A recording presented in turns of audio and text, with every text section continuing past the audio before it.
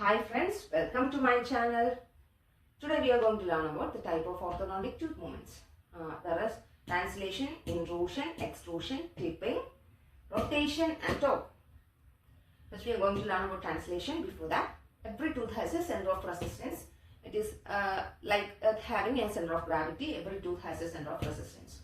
When we apply force along this center of resistance, the tooth moves bodily. Moves from a position of A to a position of B. Okay, so we should apply force along the center of resistance. In intrusion, the tooth moves apically along the alveolar bone. The position was like this; it moves upwards. In extrusion, the tooth moves downwards. The position in the apical position of the root was like this; it becomes lower in extrusion. It moves in the external direction. That's, you remember, like that. Next is tipping. In tipping movement, crown moves more than the root. Crown moves more than the root. Okay. This is the opposite torque movement. The root moves more than the crown. In torque movement, root moves more than the crown. Okay. There are two types of tipping: uncontrolled tipping and controlled tipping. First, we are going to learn about uncontrolled tipping. Here we apply force on the tooth, incisal portion, and it moves from here to here. You can also see the root. The initial position was this. The root moves from this position to this position. So the crown moves more than the root. The crown moves more than the root. There is the center of resistance is somewhere along here. So imagine a scale, an wooden scale. The scale is nailed. We put a nail in the center of the scale and we are rotating the scale. So the nail rotates along the scale rotates along the nail.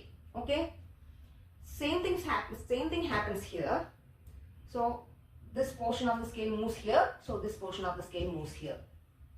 So same thing happens here. This portion of the scale moves here and this portion of the scale moves here. Same with the tooth. Okay. So there is a center of rotation. Now you draw an axis along the root apex and the initial incisal position, and second root apex position to the second incisal position. Both of them coincide in a point. This is called the center of rotation. Okay, just like this. Imagine this is the scale. We nailed it here.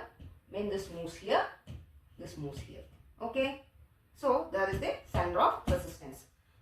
In uncontrolled tipping, the center of resistance is always between the center of rotation is always between center of resistance and the apical portion of the tooth.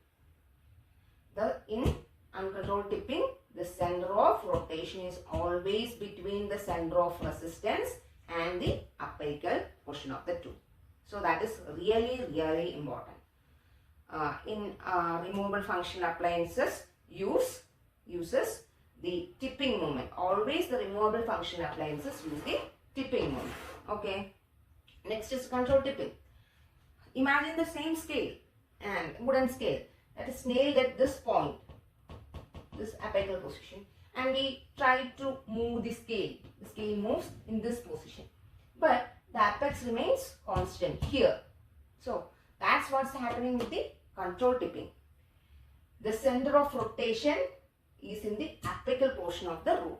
This portion of the root is the center of rotation. Root doesn't change. Root position doesn't change. The incisal position changes from here to here. So in controlled tipping, the center of rotation is in the apex of the root. Hope you understood that. Next is rotation. It is very simple. Imagine this is an incisal portion of the tooth. This is an incisal view. The picture is not that good, but this is an incisal view. When we apply a force along this axis, the tooth moves like this. There is nothing more to say about rotation. It is pretty self-explanatory. And then there is torque. In torque, root movement is greater than that of crown movement. We use this type of force in fixed appliance therapy. We use this type of torque in fixed appliance therapy. So, imagine that there is a tooth like this and the root is like this. It is not straight, it is not straight. We have to straighten the root. Root goes like this, we have to straighten the root like this. Okay. We cannot use a removable appliance for this, because removable appliance cannot exert force on the tooth root, because the tooth root is inside the alveolar bone. How can we apply a force on the alveolar bone? Tooth root, it is inside the alveolar bone. So, we can only apply the force in the crown portion. We can only apply the force in the crown portion. So, a tipping movement cannot be used because it doesn't have much effect on the root. So, what we do is, there is the enlarged view of the tooth. This is the enlarged view of the tooth. So, this root is like not straight, it is like a curve, and along this axis, not like this, not straight like this, it is curved like this. So, what we do is, we put a force here, we bond a bracket to it, and we put a portion, we put a force along this portion, and we put a portion along this portion, upward force. Here we put a downward force, and here we put an upward force. Like this, only this is enlarged. So, here, this force moves the crown downwards, and this portion moves the crown upwards. So, this tooth is moving in this position, tooth is moving downwards, and this position, tooth is moving upwards. So, this become gradually, this straightens. Gradually this straightens. It is like curved here, and gradually it straightens up like this.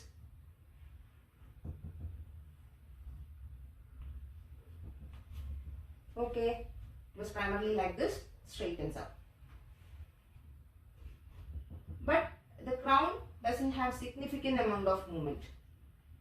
Crown doesn't have significant amount of movement. Okay, hope you understand that. Once again, we can explain it in explain it with another image. Please look here, and we can see that this is a bracket. This is not a great picture, but this is a bracket, and there is this portion and there is this portion. We are applying an upward force here, and we are applying a downward force here using arch wire. This is an arch wire. We are applying an upward force here, we are applying a downward force here. So, this moves upwards and this moves downwards. Same thing happens here too. So, this force is called a couple. Same magnitude of force, but in opposite directions. Here force is upwards, here force is downwards. But the magnitude is same. So, hope you understood about all the types of orthodontic tooth movements. If there are any doubts, we can discuss in the comment section. Okay, thank you.